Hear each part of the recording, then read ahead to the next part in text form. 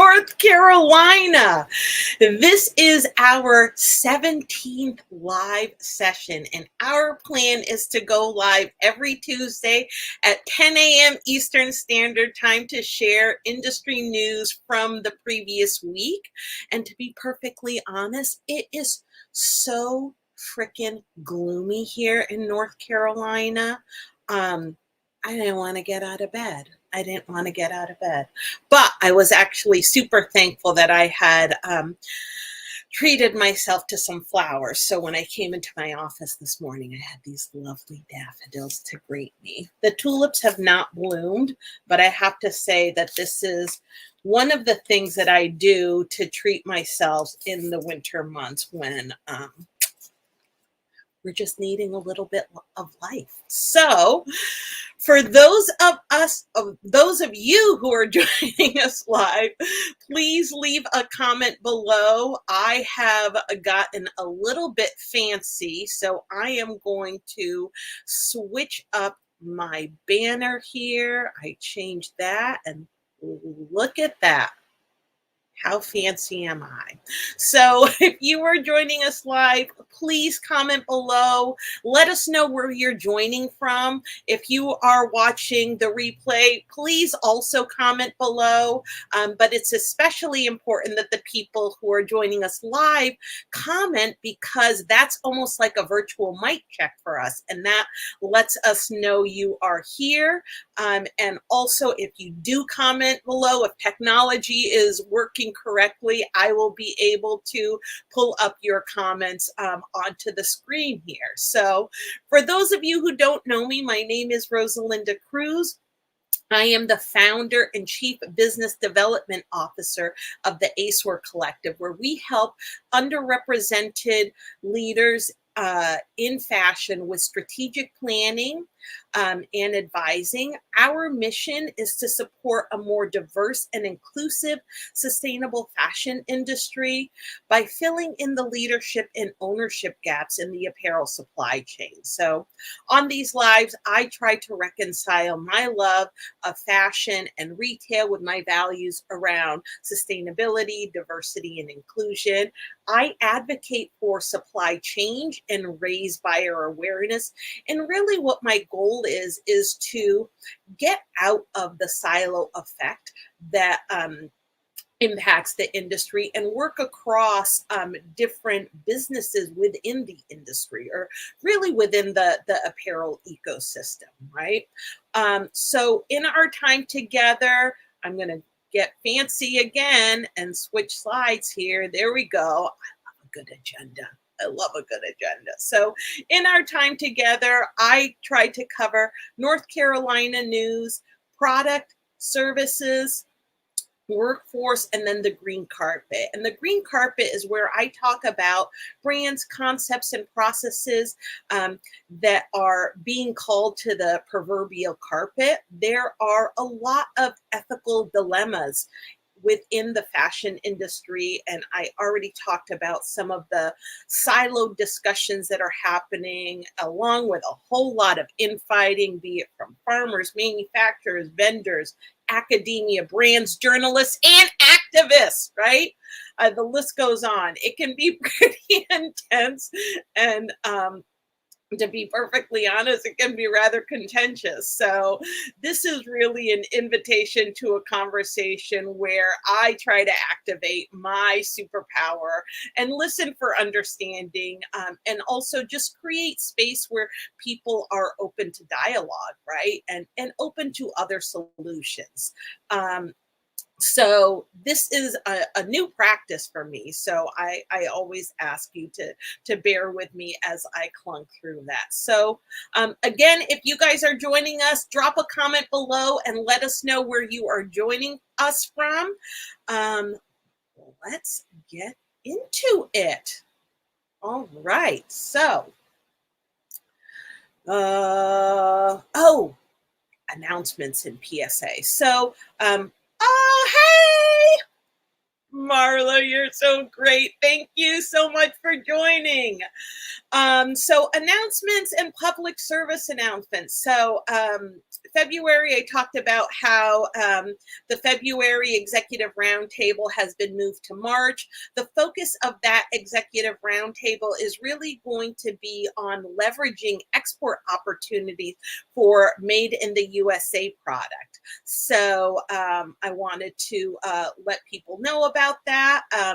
Think there's only actually a few seats left. So if you are interested in joining, please, please DM me. Also our planning PSA, right? That's what I do, strategic planning. So I did mention in the last couple of lives that really at this time of year, you want to make sure that you have blocked out 3 hours on your calendar to do some more fine tuning around your second quarter strategy. Second quarter, sort of the big moments in the second quarter are Earth Day along with Fashion Revolution Week. Earth Day actually has, I feel like, morphed into Earth Month. But again, this is, I feel like, a really important moment in the sustainable fashion industry. But at the same time, I don't want anybody to feel like they need to force messaging, right? Because we want to avoid, any greenwashing or any sort of performative behavior when it comes to this time of year, or really any time of year, to be perfectly honest. But again, you don't have to go wild.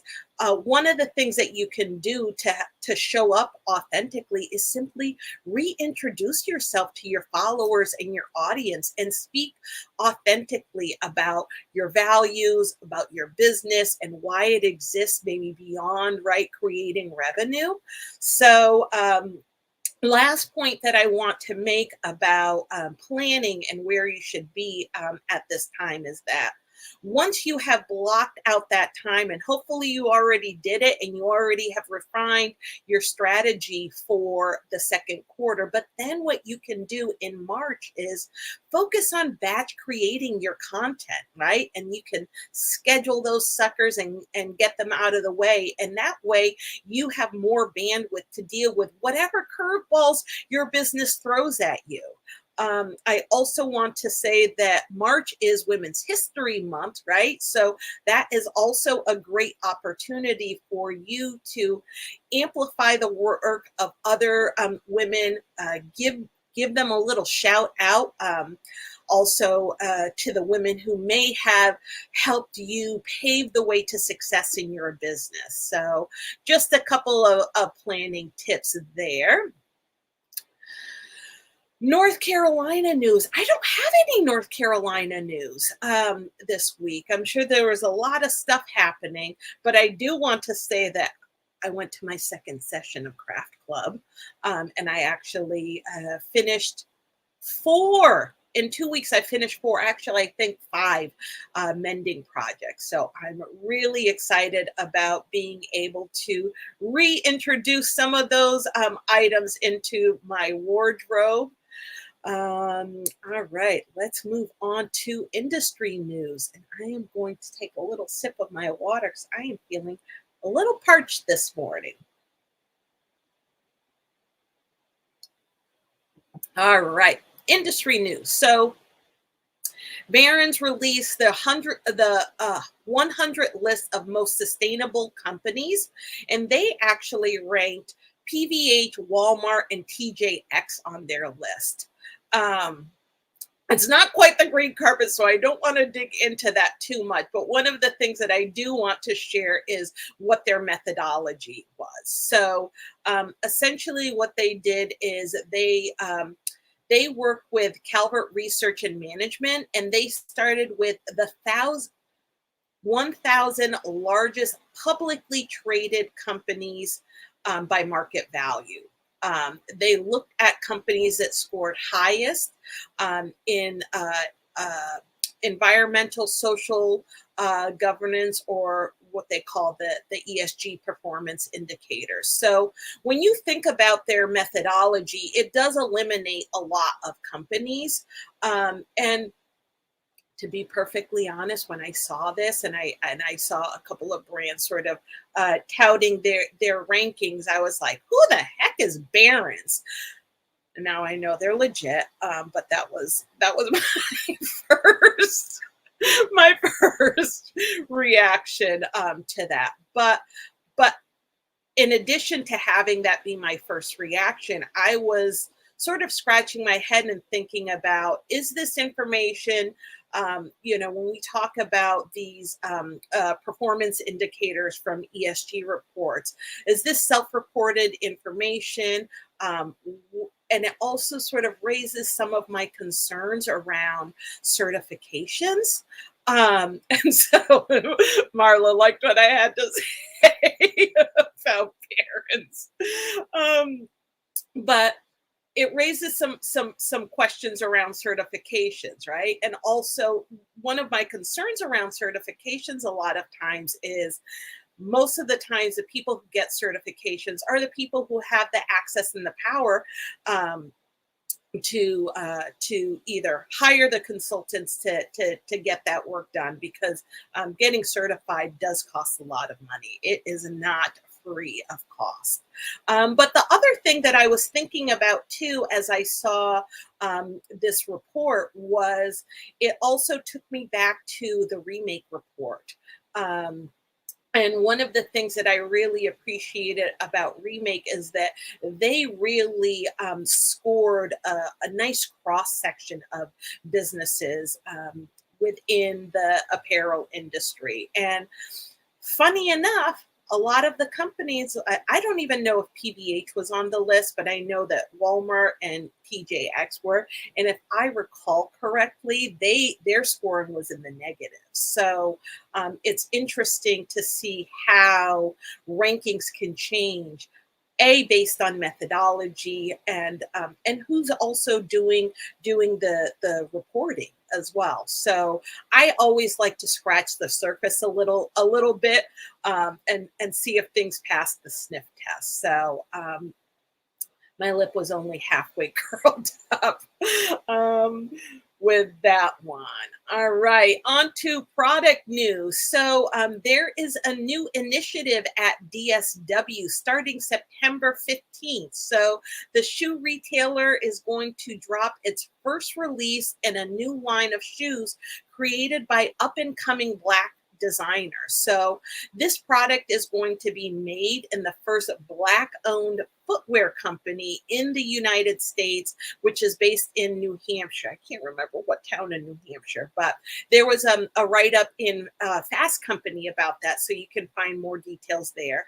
But the designers are going to be coming from Pencil Academy and Pencil Lewis College, which were both founded by Dwayne Edwards, who was the former lead designer for the Jordan brand.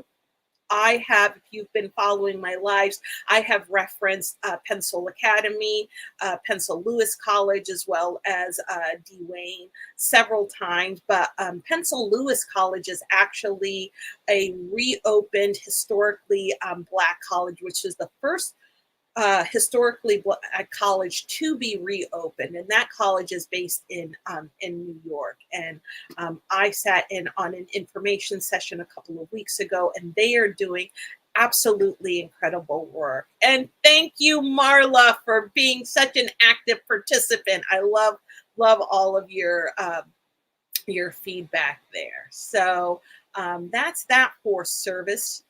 For product news. Service news, I didn't have any service news really, or I didn't come across anything that felt noteworthy, although in this next segment about workforce, I feel like it does touch on services a little bit. But what this is going to be a big one, so I'm going to take a sip of water here before I get into it. Okay, so workforce news. There has been a lot of conversation around automation, reshoring, and its impact on the workforce, right? I've talked in the last couple of weeks about reshoring and how that is or isn't really progressing in terms of the textile industry, but technology plays a huge role in reshoring, especially given that it is logistically impossible for us to recreate overseas manufacturing models in the US. We simply cannot compete, right? But where our opportunity is to out innovate and outperform, right? Overseas manufacturing. But one of the things that we discussed in our executive roundtable, which took place in January, is that there is right. We acknowledge that technology plays a huge role in reshoring, but there is also a huge gap, right, in where we are with technology regarding soft goods. I feel like we have made leaps and bounds when it comes to hard goods, but with soft goods there's still a stark contrast in where we are with the technology, right? So while progress has been made with soft goods technology, there's still some catching up that needs to be done. And one of the reasons that I also wanted to talk about automation is because I think that a lot of times when people talk about automation, they think that automation is going to replace humans, right? And that's, in some cases that is definitely true, but a lot of times it's not necessarily true. So one of the things that we can do to support automation is, I see some comments coming up. Oh, hello, Kate. Thanks for joining. Oh, thank you so much. I love all the love that I'm getting from our attendees. But so we talked about how US based manufacturing, there is a need to sort of catch up with technology. I think that we need some innovation in regards to soft good technology. But while we wait for that technology to catch up, there are a lot of things that can be done to better position us to take advantage of that technology once it's available, right? And one of the things that we can do is have a strong digital presence, right? So that's number one. I also, the number two thing, which I feel like is probably the biggest opportunity, is really taking this time to extract and document founder legacy and institutional knowledge, right? So this feels like a really critical step in the process, given that there is a changing of the guards that's happening in the textile manufacturing world. There's a generation that's preparing for retirement, right? And there's a tremendous amount of knowledge that's key to our reshoring and innovation efforts, right? And those things are all necessary to help stabilize manufacturing in the US. So aside from extracting, that knowledge and documenting it, all of that information is also going to play a key role in establishing standard operating procedures, right? So putting together SOPs will again better position you for when that technology for soft goods catches up. Another things that we talked about in this executive roundtable is that there are so few manufacturers that have survived NAFTA, right? And to an extent, many of them are still catching their breath after decades of hanging on by their fingernails. And they haven't necessarily been able to leverage technology with their businesses. So this is an opportunity for them to again follow those previous steps, and being able to have a clear process will allow you to collect business and identify like where the challenges and opportunity are regarding your business, again, so that you can better leverage that technology once it's ready. So it's going to help with ease of implementation, with automation, and it's also going to allow for flexibility to respond to the ebbs and flows in manufacturing without having to rely on layoffs. Which I feel like is a dangerous place. I think that a lot of times what happens in manufacturing when there are those sort of ebbs and flows in needs, that oftentimes layoffs are the option. But the danger with that is that once you that's a lost skill, right? So once that person is let go, a lot of times they're taking a skill with them that's going to be really, really difficult to replace. So um, that's my little sort of 2 cents about workforce and how we can better prepare, and also how automation technology will play a role in reshoring. And the one thing that I do want to mention here is that for those of you who may have missed some of the previous live segments, is that in that executive roundtable that I hosted in January, we talked about reshoring and how there's a tremendous amount of energy around reshoring, but and there's a lot of conversations that are happening, but the problem is that it's not actually resulting in signed contracts, right? Um, Again, and this is just kind of off the top of my mind here, but one of the things that we talked about is that we talked about the manufacturers who were impacted by NAFTA. And also now they are engaging in conversations with brands who are looking to reshore or nearshore. And part of what that conversation looks like is them having um, to speak about their value. They feel like they are being nickeled and dimed, right? So there seems to be an impasse in those conversations, right?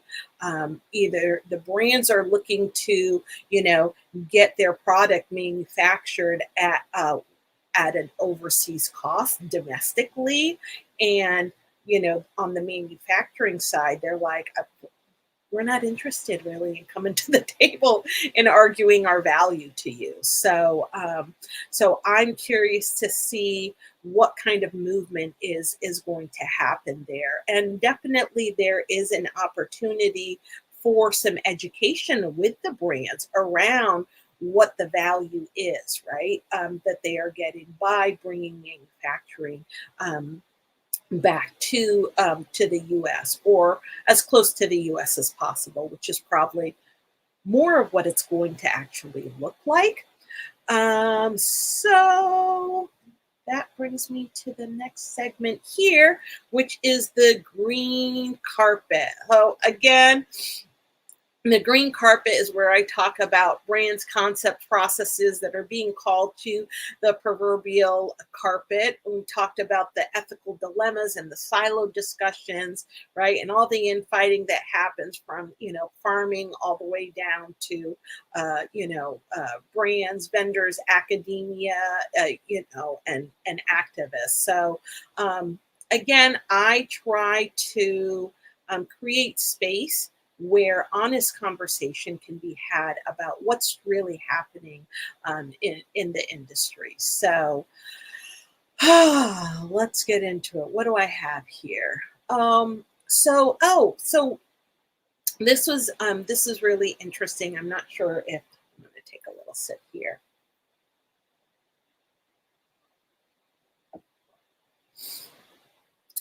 So in the news, I know that she has been in the news a lot, but definitely in the last week or so.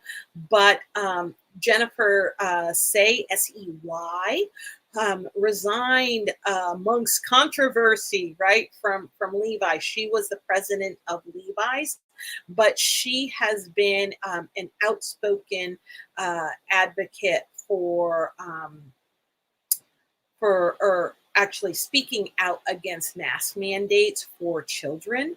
And one of the things that was really interesting, while I don't, I don't know a lot about her, and also I don't know a lot about her and her work at Levi's. I don't didn't follow a lot of her activism around mask mandates for school kids. But one of the things that this sort of brought up was, and this was a question that came up on NPR this weekend, is that if you are a member of the C-suite, is it possible for you to build a brand that's separate from the company that you work for, right? And so, little grip here, so I'm going to dab my nose here a little bit. There we go. So, is it possible, right, for you to build a brand that's separate from the company that you're working for? And while in this particular situation, Jennifer was the one who resigned, Levi actually put out a statement about this. And one of the things that they talked about, and one of their major concerns, was that her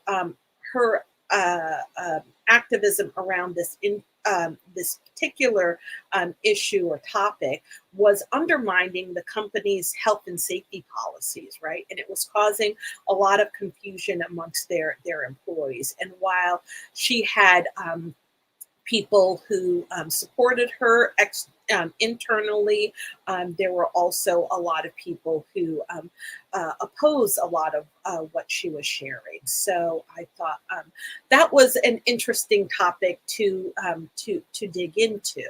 And also on the green carpet, Patagonia, North Face, and others threatened to boycott the outdoor retail show. So the Conservation Alliance, which is an environmental conservation group, and about two dozen other outdoor recreation companies, which include Patagonia, REI, and North Face, announced last week that they are going to boycott the outdoor retailer trade show if it's moved back from Denver to Salt Lake City. So I have a couple of thoughts on that. But one of the reasons that they are doing this is because they are accusing Utah leaders, in particular their governor, of undermining a lot of environmental protections, right, around national monuments and public lands and that sort of thing. So the outdoor industry took a stand, right, after lawmakers advocated for change, and I believe this was back in 2017, regarding some national monuments and some lands, but they, in protest, moved the show to Denver. And since Biden has gone into office, a lot of these policies have been reversed. And now Salt Lake City Utah is actually advocating and actively asking for the outdoor retailer to move the show back to Utah. I believe they were in a 5-year contract with the city of Denver, and that is going to be expiring soon. So personally, I think that they should stay in Denver. I think that Colorado definitely is a state that advocates for environmental change and protections and that sort of thing, which is what, right, the outdoor retailer show stands for. However, one of the things that I also want to note is that the outdoor retailer show, I know a couple of people who actually attended the show back in January, and it was the first in-person show in a while, but it was really poorly attended, and part of the reason was because a lot of these big brands, right, weren't present. So I think that while I understand that they weren't present due to their concerns around COVID and the safety of their employees, I also want to sort of point out that The lack of their presence, ooh, that's our timer here. The lack of their presence has already had an impact, a negative impact on the show and its attendance, and quite possibly could have, I imagine that it's resulted in lost revenue on multiple fronts. But I think that it's going to make it harder for them to really take a stance on this issue here. So that's sort of my 2 cents. Maybe not completely well baked ideas, but I feel like they're definitely things that I am going to be thinking about. But in any case, we are at the end of our time together. So I actually see a couple of comments here, which I can't quite read all of them there, but I wanted to put them up on the screen. Oh, yeah. Great. Thank you so much, Kate, for sharing that. Marla, thank you so much. My old eyes are failing me, ladies, so I cannot read what these comments are, but I am going to go back and comment in the chat once I get off here and can really squish my face and eyes up to the screen. But in any case, like I said, we are at the end of our time together. I'm supposed to be releasing a newsletter this week. Again, a reminder around our planning. Make sure that you are refining your Q2 strategy, and we will be here next Tuesday at 10 a.m. Eastern Standard Time. And just a reminder, our mission is to support a more diverse and inclusive sustainable fashion industry by filling in the leadership and ownership gaps in the apparel supply chain. Thank you, everybody who joined us live. And also, thank you for those who are going to be watching the replay. One more plug, which I completely forgot. We are trying to increase our YouTube followers. So if you are not subscribed to our YouTube channel, please go over there and subscribe. Once we get to 100 followers, it unlocks a lot of features that would be of tremendous help to me and the team here. So if you can help us get to our goal, it would be very, very, very appreciated. I hope everybody is having a wonderful start to their week and have a fabulous day. And I will see you next Tuesday. Bye.